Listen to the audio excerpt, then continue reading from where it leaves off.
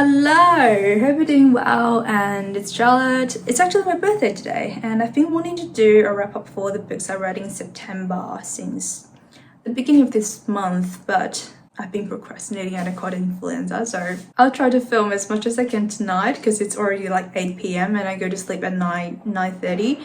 So if I can't finish tonight, I'll just do the rest tomorrow. I don't know if it's just me, but October feels more like the end of the year than December, because for me it's the month where I'm a year older and where I need to, shop for new journals and planners. And they were actually just delivered this morning, so I think I'm gonna do a little unboxing in a separate video. Oh yeah, and I found out that I just passed the finals exam, which I've been preparing for 6 months. Thank God. I'm gonna register for the next one soon. So many things, and I am so chatty for some reason in this intro. Normally I just get straight into the book review, so anyways, I read 9 books in September in 3 languages, and the first one's in German, which is Letters to a Young Poet. Let me just fetch that book. Actually, on second thought, I'm gonna open that parcel now because I can't wait. So I'm gonna film the rest of the wrap-up tomorrow. So see you tomorrow!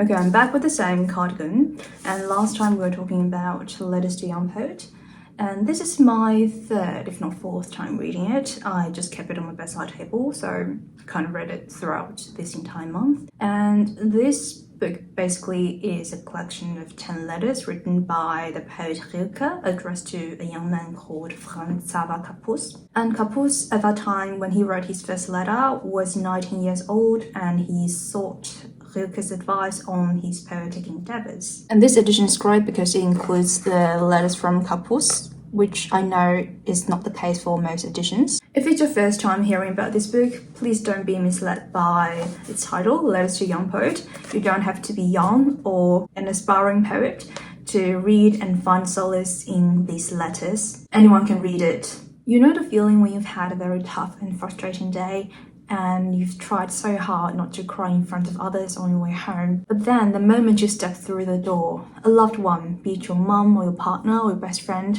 gives you a hug, and the tears you've been holding back the entire day just stream down your cheeks as they pat your back. This is precisely how these letters make me feel. I think the quote that resonates with almost everyone is this one. I'm just reading you the translation that I found online. You're so young, so before beginning, and I want to beg you, as much as I can, dear sir, to be patient toward all that is unsolved in your heart, and try to lock the questions themselves like locked runes, and like books that are written in a very foreign tongue. Do not seek answers which cannot be given you because you would not be able to live them. And the point is, to live everything, live the questions now. Perhaps you will then, gradually, without noticing it, live along some distant day into the answer. So yeah, that's Letters to a Young Poet. If you haven't read this book, I'd highly recommend you get your hands on this one. The next book is Lo.Lee.Ta by Vladimir Nabokov, and I finished the last 80 pages of it in this month, I think. And I was actually warned by my high school desk mate who told me how icky and disgusting the book was, and I made up my mind to never read this book.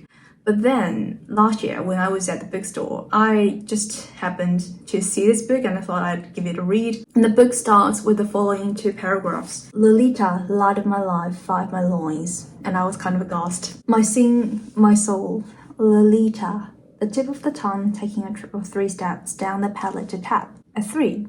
On the teeth. Lolita. She was low, plain low, in the morning, standing 4 feet 10 in one sock. She was Lola in slacks. She was Dolly at school.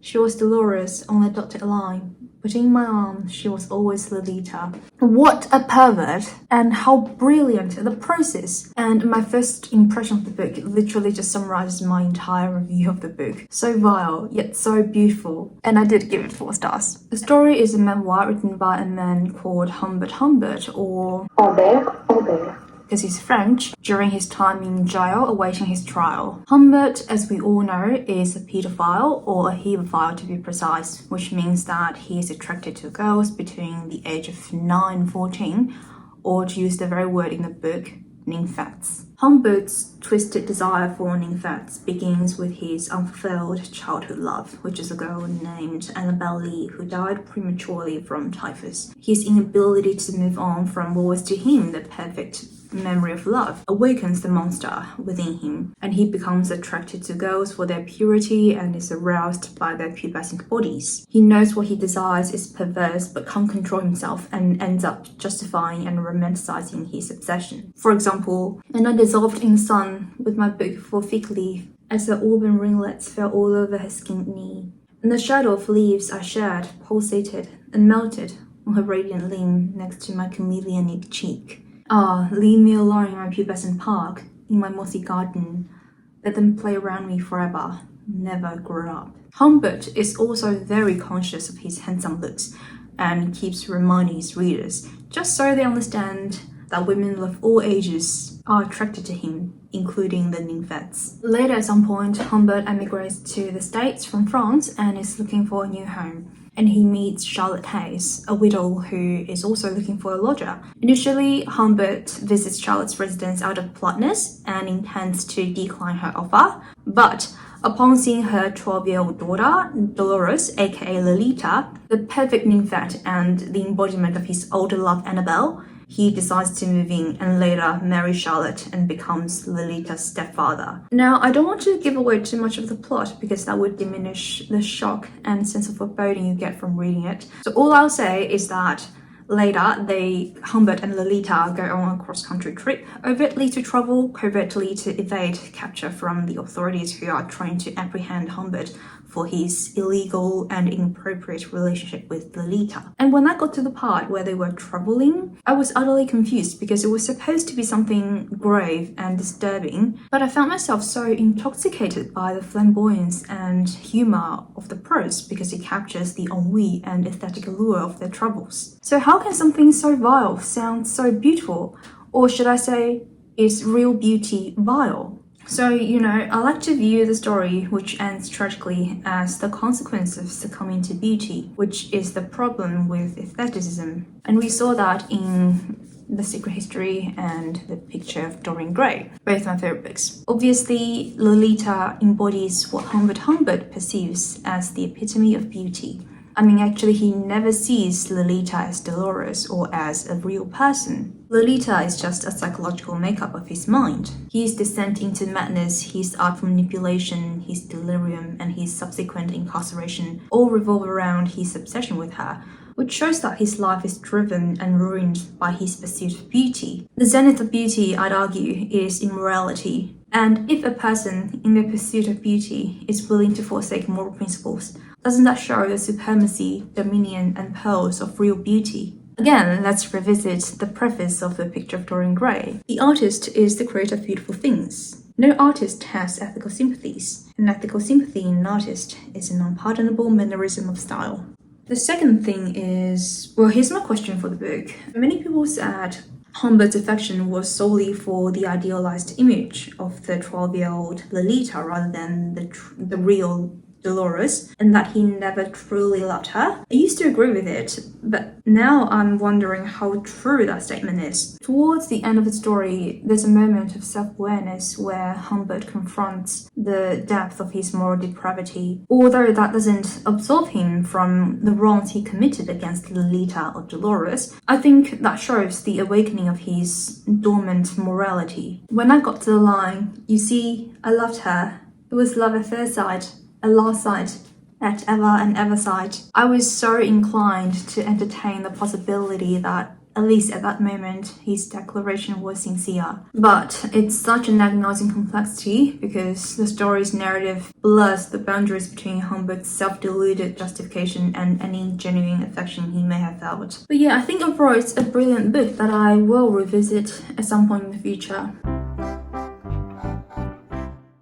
And then I have Circe by Madeline Miller, which was the first book that I read and finished in September, and I rated it 4 stars. In the story, we follow Circe, the daughter of the sun god Helios and the ocean nymph Perse. Circe is a minor goddess and a sorceress, and she initially possesses no special talents or powers and lives in the shadow her brothers and sisters. However, when she falls in love with a mortal and bestows godhood upon him using the essence of flowers, that unveils her latent gift for sorcery and brands her a witch. But the gods are pathetic. They dread witchcraft because of its unpredictability and the threat it poses to their authority. So Circe is banished to the remote island of Aiaia for all eternity. This book is so different to The Song of Achilles, which is the author's debut novel, because Circe is immortal, whereas Patroclus, the protagonist of the former, is immortal. So Circe's story feels less intense but more meandering than that of Patroclus. Her life is a huge story of solitude that spans centuries, and many Greek gods and heroes cross her path during her exile, including Jason and Medea, who are after the Golden Fleece, Daedalus, Hermes, Athena, and Odysseus. And every day on the island of Aiaia, Circe gathers herbs, practices witchcraft, finds company in her lions and wolves, cooks for the starved sailors if they happen to stop by her island, and turns them into pigs if she senses that they're gonna sexually assault her. Basically, she's living everyone's cottagecore dream. So throughout the story, you can see how solitude brings her liberation and how she finds the value in herself during her exile. And also, there's a foreshadowing at the beginning where all the gods retreat after they witness the punishment of Prometheus because he brings the mortal's fire, whereas Circe remains and brings him some nectar out of kindness. So that shows how different she is to other gods and nymphs and how she is going to be her own woman. So yeah, the story is about Circe finding her own agency through witchcraft, and she also makes a very surprising but powerful decision towards the end of the story that leads to an excellent conclusion. I loved it, but I only wish there had been a few more pages detailing an epilogue for us. I think this is probably the finest contemporary book I've ever read. I don't know if there are any other contemporary authors whose prose is as beautiful as Madeline Miller's. Please recommend me some if you happen to know. And I just looked up the author and look what I found. Madeline Miller attended Brown University, where she earned her BA and MA in classics. For the last 10 years, she has been teaching and tutoring Latin, Greek, and Shakespeare to high school students. And I was like, that's why she could, interweave anecdotes of Greek mythology so effortlessly and elegantly into her prose. And then I read A Room with a View by Ian Forster, and it was recommended to me by one of you on Goodreads. Thank you so much, because it was a perfect book for spring. It was so wholesome, so sun-drenched, so sweet and witty. Forster's language, especially in this book, reminds me of Jane Austen. And for me, his writing is a lot easier for me to get into than that of Austen. But I know a lot of people didn't enjoy this book very much because it reads like a cheap version of an Austen book. So that's something you might want to take into account. In the story, we follow Lucy Honeychurch, a young woman from an upper middle class background, and at the beginning of the story, she is traveling in Italy, chaperoned by her older cousin Charlotte Bartlett. The book opens with a scene at Pension Bertolini where the two ladies are upset because their rooms facing north don't afford a good view. They become animated and their conversations are overheard by two Englishmen, the Emersons, the father and son, who insist on giving their rooms to them because their rooms have good views and they will change. But at first, Charlotte and Lucy decline the offer,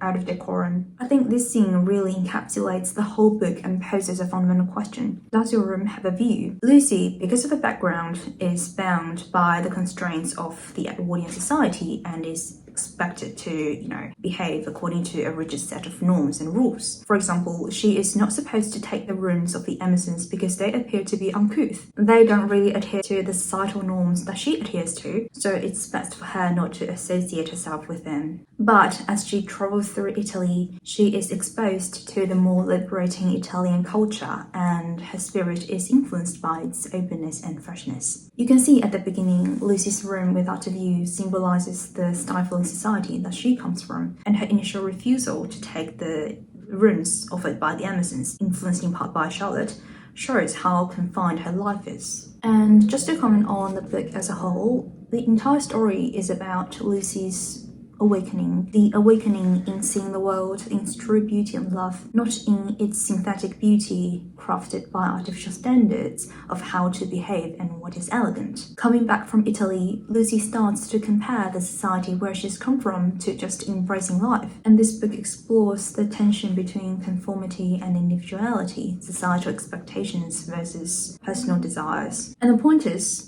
We all live in a room. Our whole life is a room. We sit in a structured, furnished arrangement of thoughts. But does that room have a view? The title of the book is essentially a metaphor for whether we have an outlook or we are just closed rooms with no view. So yeah, I think this little book is so enlightening and wonderful. Please read it. It smells so good. And then I read The Remains of the Day by Kazuo Ishiguro. I gave it 5 stars. And this book, together with his Never Let Me Go, explore the part of humanity that we have to relinquish in order to survive in the first place. This is easily one of the saddest books I've ever read this year.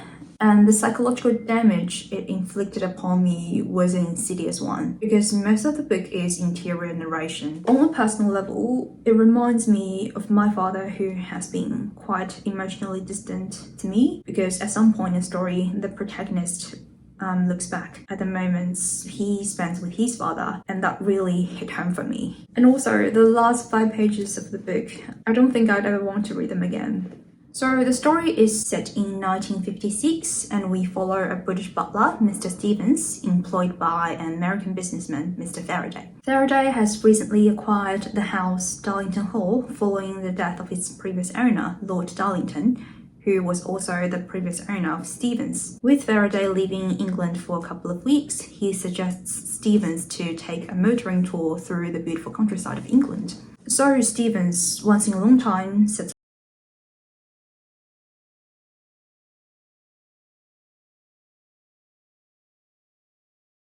I think it spans over 6 days, and during this time, Stevens looks back on his past and reflects on the decisions he made. He recounts the 2 key relationships in his life, one with Lord Darlington, to whom he devoted most of his life, and a Nazi sympathizer, the other with Miss Kenton, his previous co-worker and a crucial figure in his life who constantly tried to, break through his emotional detachment. Stevens, I should say, is by no means a cold person, but he was educated and raised by his father in such a way that he is incapable of register or process tender feelings or emotions such as anger, sadness, grief, in his pursuit of becoming a first-rate, dignified butler. In other words, he relinquished part of his humanity, his capacity to feel and empathize for his profession. So it begs the question, is the price he paid for his professionalism too high?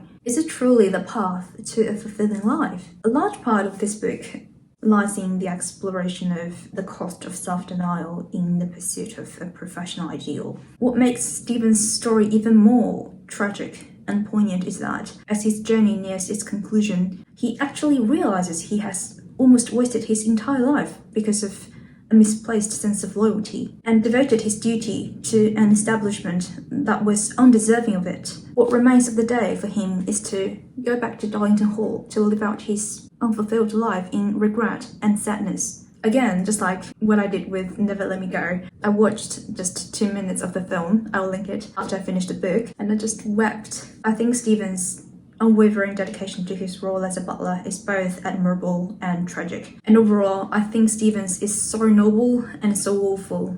And by the way, there's a lot more in the novel than what I've just touched upon, so if you have read the book, please let me know your thoughts. And also, upon finishing this book, this line from Never Let Me Go just popped up in my mind. And it is, "But to feel nothing so as not to feel anything, what a waste." I mean, they're not directly related, but you get the message. And then I read Água, Viva, which means living water, by Clarice Lispector. And again, this book was recommended to me by one of you on Goodreads. Thank you so much for your recommendation because I enjoyed it immensely. I rated it 4 stars. Just something from Wikipedia. Clarice Lispector was a Ukrainian-born Brazilian novelist and a short story writer. And this entire book is Lispector's, attempt to capture the present. It's kind of similar to Virginia Woolf's Stream of Consciousness. Lispector's writing is definitely one of a kind, and this book reads like an art gallery with a lot of abstract paintings, and her language is both vivid and elusive at the same time. Each sentence is like a brushstroke on the canvas of the mind, and it creates an impressionistic portrait of the human experience. And this entire book consists of, paragraphs like this. And at the back of the book it says, her direct, confessional and unfiltered meditations on everything from life and time to perfume and sleep are strange and hypnotic in their emotional power. I'll read you a paragraph from the book which will speak for itself because I am incapable of putting the wonders in the book in words. A fantastical world surrounds me and is me. I hear the mad song of a little bird and crushed butterflies between my fingers. I am a fruit eaten away by a worm, and I wait the orgasmic apocalypse. A dissonant throng of insects surrounds me, light of an oil lamp that I am. I then go too far in order to be. I'm in a trance. I penetrate the surrounding air. What a fever. I can't stop living. What I wonder is, who is it in me who is even outside of thinking? I'm writing you all this because it's a challenge which I have to accept with humility. I'm haunted by my ghosts, by whatever is mythic and fantastical. Life is supernatural. And I walk on a tightrope up to the edge of my dream. Gods tortured by voluptuousness guide me, fury of impulses. Before I organize myself, I must disorganize myself internally to experience that first and fleeting primary state of freedom, of the freedom to fall and get up again. Wow. And I've got 3 more books and they're all in Japanese, so let's get them reviewed quickly because I'm hungry. And the next book is this one, and it's called 102歳一人暮らし. In English it means something like living alone at the age of 102. This is the cover of the book, and it's again about the life of a 102-year-old Japanese grandma living on her own most of the time. And the majority of the book is her journal with some pictures, and there's also some Q&A with her. It's basically like that. It just came out earlier this year, and I don't think it will ever be translated into English, to be honest, but there's still something I want to share, so that's why I'm bringing this up. This is just so wholesome, and I teared up at least like 5 or 8 times when I was reading it. You know, when you read the journal of a 100-year-old grandma and see her turning 101 and 102, and notice the sparkles of happiness from the most ordinary moments of her life radiating her kind words, and you start to weep because you have been spending too much time thinking about and fearing death, you have a crisis. That's basically me. And this grandma, her name is Ishii Tetsuyo, has her own farm and takes care of it mostly by herself. And in this journal, she also shares what she eats on a daily basis and some of her recipes. I just eat the stuff up. And there's a quote from her journal that I'd really like to share. I'll just read it to you and then give you my translation. Okay, let me find it. 心はお月さんのようなもんです。満月のように輝きたいが、私は三日月のようにちーっとかけとる。弱いところを見せて、いろんな人に助けてもらって、満月にしていこうと思います。She used a little dialect there in her writing, so I'm pretty sure my intonation was not correct. But my English translation would be, the heart is like the moon. I want to shine like a full moon, but I'm a little flawed, like a crescent moon. By showing my weaknesses and receiving help from other people, I hope to shine like a full moon. I just like it so much. I hope to become a full moon. And also, there's a page where she shared that she started another 3-year journal towards the end of 2020. Can you see that? So this is the one that she just finished, and this is the new one. And when I saw this, I just got so scared and worried, and I looked it up online. And the newspaper column that has been following her for the past couple of years is still updating, so I was like, thank God. And now I'm just subscribed to that column. And the next book, the 8th book that I read last month was The Courage to be Disliked. And it comes in with 2 covers. So the first one is this one, and the other one is this one, and it basically tells you how popular the book is worldwide, it has been translated into so many languages and how many copies of the book has been sold and that kind of stuff. I mean, I'm not so sure about this book. I gave it 1 star. The reason I give this book 1 star is very simple. The Courage to be Disliked is a self-help book, and for a self-help book to be meaningful, it has to offer me some value. It has to leave me with a burning desire to change myself, to do something differently. If not, then it's useless, and this was a useless book for me. I had really high hopes for this book, but I found nothing eye-opening, life-changing, earth-shattering within its pages. I mean, this is kind of a personal reason. I don't want to talk too much about it, but just for 8 years of my life, I was really plagued by the thought of committing suicide. Around the time I became this self-destructive mindset, I mean, I don't think I would ever truly be able to overcome it, but I'm getting better and better. I have come to understand a lot of things, and I have gained this, appreciation for just being alive, especially after reading Dostoevsky's letter to his brother, just after he, received his mock execution. So when I was reading the book, for the most of the time, I was like, well, I already knew that. Even when the book introduced me to new ideas, merely being told these concepts didn't feel like true learning. I need to live my way into these lessons, and that's why this book didn't work out for me. Again, allow me to quote Rilke, and the point is to live everything, live the questions now. Perhaps then, someday far in the future, you will gradually, without even noticing it, live your way into the answer. Just one letter from Rilke can trump this entire book, and that's my opinion. But yeah, I still want to give you an overview of the book and 2 more less personal reasons why this book is so bad. The book reinterprets the theories of Alfred Adler, one of the 3 giants of 19th century psychology, alongside Freud and Jung. Oh, and I also want to add, some publishers market this book as a Japanese phenomenon, but there's nothing so Japanese about it. It's completely Western. The book is structured as a dialogue between a philosopher and a youth over 5 nights, with the philosopher, imparting the principles of Adlerian psychology. I thought it was an accessible format, but after 20 pages, trust me, 20 pages, you will see how awkward and contrived the dialogue becomes. The young man in the book literally gets heated and mad every 2 conversations, and the philosopher, at times, sounds so condescending. And I feel like this book includes some of the problematic and controversial aspects of the Adlerian psychology. Literally, the first chapter of the book is called Trauma Hiteseo, which means let's deny trauma. And in the book, it literally says trauma doesn't exist. And sometimes, the mere claim that trauma doesn't exist can be traumatizing enough for people who have experienced severe trauma, like war veterans and people who have been sexually abused when they were little. I just don't understand, how could you make such a sweeping statement? And also, the philosopher in this book is just an individual who sits in his study all day, writing his book, offering counseling for people. He just lives in his own ivory tower. And why should I take his advice? Okay, I'm sitting down now because it's not very sunny and I can draw the blinds up. So the last book is The Wind-Up Bird Chronicle by Murakami Haruki. The story is split into 3 volumes, and for the Japanese edition, each volume is a book, whereas the English edition just combines the 3. So I started these books preparing to hate them, but what's the point of hating them when my channel name is already a Murakami book? And I did end up giving this book, this entire Wind-Up Bird Chronicle, 4 stars because it has quite a fulfilling ending. And also another reason, I suppose, is because I have become accustomed to reading the smut in his books, which I despised a couple of years ago.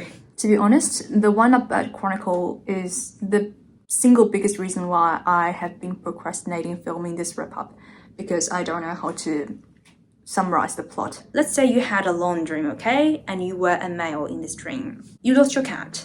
There was a woman calling you on the phone with the intention of offering you phone sex. Not that long ago, you left your job and you met a 16-year-old girl who invited you to make money with her by counting the number of bold people on the street. Your wife put you in contact with a psychic to find the cat because the cat meant a lot to your wife. And by the way, the sister of this psychic had once been allegedly sexually assaulted by your brother-in-law. Later, you got to know a war veteran who told you about his traumatizing experiences in Manchukuo or Manchukoku, which is a puppet state in China in the Second World War. A while later, your wife left you, but your cat returned. You argued with your brother-in-law because you didn't believe your wife would leave you all of a sudden. Your brother-in-law became a member of the parliament. You became obsessed with climbing down well to reflect on what the war veteran had told you earlier, to ponder about life and to sleep there. You met more people, you managed to get into contact with your wife, and you met this 16-year-old girl again as well.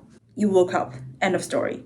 It's just a hell of a story. Theme-wise, I think this book is quite existential. The protagonist's search for self and other characters' thoughts on life are very enlightening and sometimes a bit menacing. And Murakami navigates this theme of self-discovery in a very unique way that is very captivating and thought-provoking, which I think is why many people think very highly of this book. He also explores the horrifying stories about the Second World War, which is really graphic, I need to warn you. So yeah, have a read if it sounds like something you may like, and I would actually recommend the audiobook. And also, there's a quote from the book that I like to share. A person's destiny is something you look back at afterward, not something to be known in advance. It reminds me of a quote from Kierkegaard, who is one of the most influential figures in existentialism. Life can only be understood backwards, but it must be lived forwards. I think Murakami definitely took inspiration from him. Okay, these are the books I read in September, and I will make a wrap up for this month as well. Hopefully it won't be so late. And also I want to make a reading vlog for Interview with the Vampire and the Brothers Karamazov. But yeah, thank you so much for watching and stopping by. I hope you have a wonderful rest of your week, and I'll see you in my next one. Bye bye.